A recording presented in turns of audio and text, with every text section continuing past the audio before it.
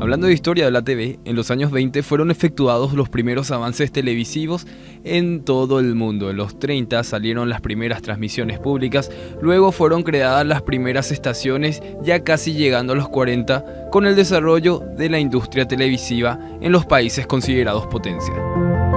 En Paraguay, recién en 1965 fue inaugurada la primera emisora de televisión y en 1978 llegó la TV color a nuestro país. Hoy en el mundo se habla de plataformas vía streaming, servicio que podría cambiar el modo de cómo estamos acostumbrados de ver televisión. Con contenidos exclusivos, el streaming se presenta en la puja por la cantidad de espectadores con las diferentes cadenas y empresas televisivas, lo que podría dar paso a un proceso de transición. Hace unos años, si querías ver una serie internacional, las opciones en los canales de TV eran muy pocas, hasta que se establecieron las cadenas prepago, apostando por la exclusividad. El panorama desde entonces ha cambiado y hay más cadenas televisivas peleando por los mismos contenidos, con plataformas como Netflix, Amazon y HBO.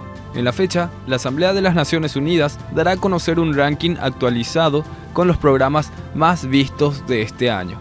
Las iniciativas de ficción tienen un relieve especial, mientras que una segunda clasificación hará referencia a los programas no ficticios como propuestas más vistas.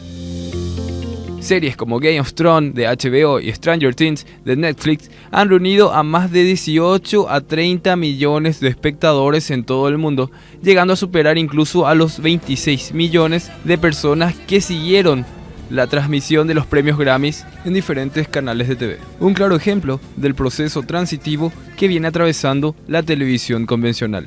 Y si hablamos de la información, podemos decir que de igual modo la TV como medio de comunicación e información sigue siendo una propuesta clave en la actualidad de la sociedad por su influencia en el momento de adoptar decisiones y por su capacidad de focalizar la atención en cuestiones de interés social y mundial.